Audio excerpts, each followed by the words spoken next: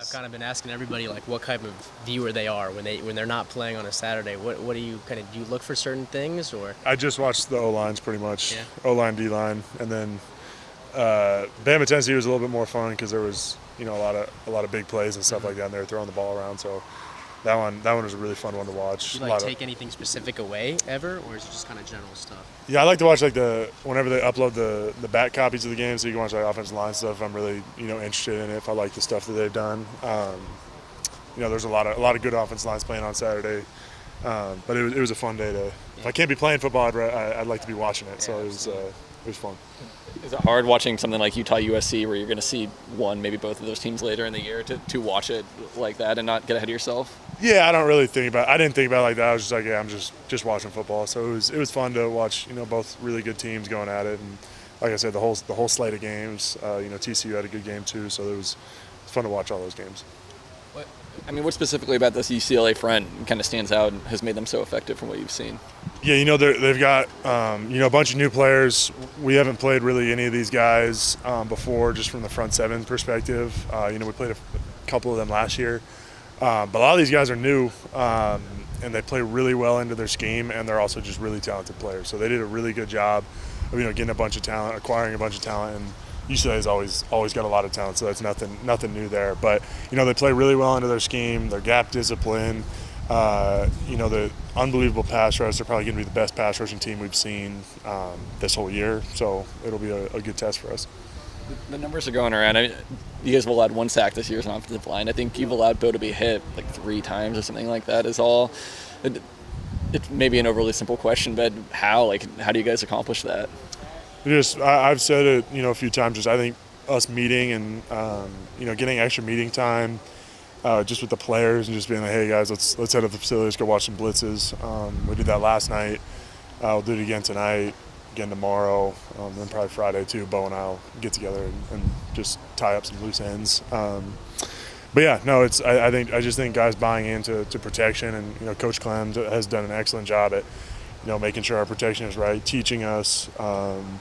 A lot of people ask me like how good he is as a recruiter and stuff, but I think he's a phenomenal coach too. So I think that's a really underestimated part about him. So he does a great job teaching us the protections. Finding adjustments each week. Hey, we're going to do this.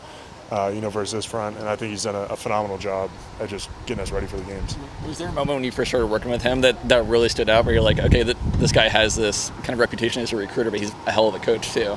Yeah, well, actually, I got recruited by him when he was at UCLA. That's how long I've been in college football. So I was getting recruited by him, and so I knew him prior, and I knew he was a good coach just from talking to people. But just getting to work with him and stuff, and him breaking down film and the experience that he has in the NFL and at the collegiate level is unmatched across college football. And just the it's one thing to be a player in college and a player in the NFL, but he also coached at both levels, and he's done it for a while. So he's got a lot of wisdom, a lot of experience. So he knows more than some people, or he'll forget more football in one day than some people ever know. So I think that's he's just got so much wisdom to drop on us every single day. So I've just been really, taking it in like a sponge. Nick's not too unique as a defender and a guy who obviously you have to pay attention to everywhere. Yeah, he plays all across the line. He's shifty. He's got a really good knack for the football. You can tell he's just he's one of those kind of guys that's just like a natural pass rusher where it just looks smooth. He's got a lot of counter moves too, so he's going to be a really good guy that we're gonna have to watch out for. We got to play our best against him. What do you remember from, I guess, Lanning's kind of demeanor post Georgia? I know it's been a while now, but in the hours and the days after that, he came out kind of almost jovial with the media, very honest and talking. What do you remember? It's just honesty is this program. It's just our biggest thing is going to the doctor. You got to take the medicine. No one likes to be told that they're not doing stuff right, but if you go at it with the right mentality that, hey, I'm going to grow from this, as players, I think you can kind of shift the way that you think and the way that the team thinks. Like, hey, you know what, we made mistakes. We got to grow from that. And I think that's part of growing as a football team, and I think everybody's kind of bought into what Coach Lanning's been telling us, and we got full trust in him, and just everybody trying to get better each and every day. And he has a saying. He said, "What's my favorite mistake of the day?" So your favorite mistake is basically something you want to use to grow for the next day. So I think everybody's been buying into that. Finding mistakes and being encouraged by that we're not perfect, but we're going to strive to be. So I think that's been Did you have one today? Favorite mistake? I'm trying to think. I got to go back and watch the film. But yeah, there's probably plenty. I think my second step is a little slow today in the run game, so I got to speed that up. Do you have a favorite mistake from the Georgia game that you're looking to maybe right this week then? Another big stage. Being able to pass off the games that they run. We did a decent job of passing off games, but I just want to continue to get better and elevate that. Given that you're one of the veteran guys who've been here this long, Cam is one of those guys. What does he mean to you as a teammate? What does he mean to this team? He's huge. I mean, not just as a player, but in the locker room too. To see a guy that's been through so much adversity in his career, and he's never once quit. He's never talked about quitting. He just always wanted to come back and just play football. And I was talking to him before this last year, and he was like, "Man, I don't care if they have me on scout team or whatever it is. I just want to play football. I just want to help out this team in any way I can." For him to be a big-time player for us this year is huge, and I love playing with that guy. And it's so powerful to have a guy like that on your team that not only the older guys can look up to, but the younger guys too, and be like, that's what it means to be a man of Oregon. So couldn't be more excited to have him on the team. As teammates learn your personal story Yeah. over the course of 6 years, I'm sure you learned his. Yeah. What was that like to learn about?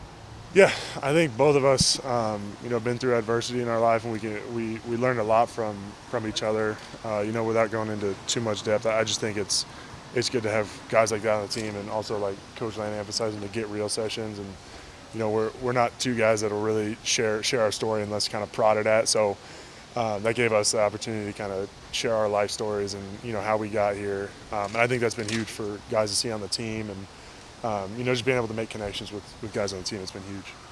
You played a lot of games in Autzen.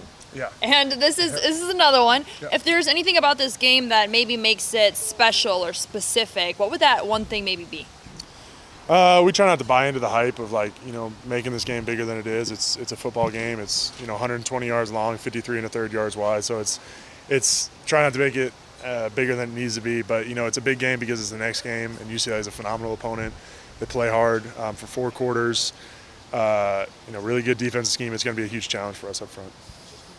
It seems like one of the things that's easier said than done, blocking out the outside noise. Like, Yeah. Is it as easy as guys deleting Twitter off their phone or anything like that? Do you have a strategy that works for you to just kind of stay focused on what you need to stay focused on? Yeah, I delete Twitter and Instagram unless I need to post something for like NIL stuff, which I don't get that many, so it's never really on there. But it's just, I don't know. I try to get as many guys as I can. Like, hey, just try to stay away from Twitter, Instagram, whatever, and you'll clear up your head. And after a few days, you realize just what's really important in life and in our process here. So that's just my way. Other guys got different ways, but I think that's the way that works for me. So I don't try to push it too hard, but that's what works for me.